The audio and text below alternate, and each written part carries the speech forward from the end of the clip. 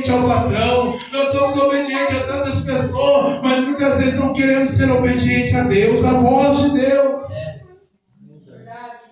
Uma voz errada, você pode se arruinar para sempre.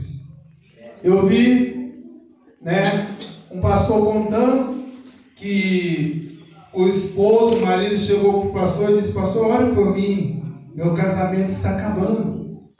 E ele disse: por que vocês são tão firmes aqui na igreja?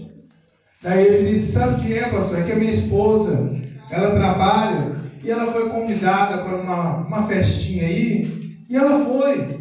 Daí na outra semana ela foi de novo, começou a chegar mais tarde. Daí alguém começou a impressionar ela para beber um copinho de cerveja, ela acabou bebendo um copinho de cerveja. E daqui a pouco alguém falou para você: você tem hora para chegar em casa, né? Mas nós que somos solteiras, nós não temos hora para chegar em casa. Nós temos aí um tempo para ficar livre. E aquela mulher então ouve aquela voz maligna. Aquela mulher que era crente, que era fiel a Deus, ouviu aquela voz maligna. Então ela chega para o marido e disse assim: eu não quero mais esse casamento. Eu quero curtir a vida como as minhas amigas curtiram. E o casamento se acabou. Não ouça a voz do inimigo. Não ouça a voz estranha. Um conselho errado, uma voz errada pode destruir a sua casa, pode destruir a sua família. Mas ouça a voz do Espírito Santo. Ouça a voz de Deus. Eu disse ontem aqui: todo dia Deus fala conosco, mas o diabo também fala. Todo dia Deus fala conosco, mas o diabo também vem e fala. E quem você tem ouvido a voz? Quem você tem dado o seu ouvido, emprestado o seu ouvido para ouvir a voz? Já viu aquele desenho, né? Um anjinho do lado e um diabinho do outro, tentando ali. Daí a pessoa fica ali: o que eu faço? O anjinho do bem diz: não faz isso. O anjinho do mal, o chifrinho ali, diz: não faz. Ai, você vai deixar barato. Alguém xingou você, alguém insultou você, alguém zombou de você, você vai deixar barato. E o anjo do bem diz: não faça isso não. Deixa que eu resolvo. Deixa nas minhas mãos que eu resolvo. Eu tomo conta. De quem você tem ouvido a voz?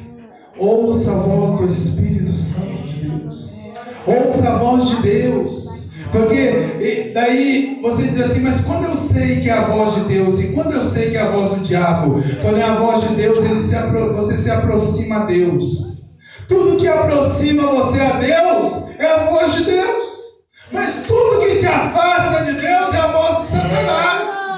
Se está te afastando de Deus, se está te afastando da igreja, da presença de Deus, você orava e agora não ora mais, você lê a Bíblia, agora não lê mais a Bíblia, você vinha com mais frequência na igreja, agora está diminuindo a frequência da igreja, não é a voz de Deus que está falando com você, é a voz do diabo, como uma noite fria, desce assim: fica aí embaixo do cobertor, fica aí vendo Fantástico, fica aí, né? A carne fala para nós: fica aí embaixo da cobertinha. Isso não é a voz de Deus. Mas você venceu hoje, ouviu a voz de Deus, ouviu a voz do Espírito Santo, não deixou a sua carne vencer você, porque é uma luta. A Bíblia diz que é uma luta entre a carne e o Espírito. A carne, ela quer pecar contra Deus, mas o Espírito quer alegrar a Deus. Mas quem é mais forte sempre vence, irmãos.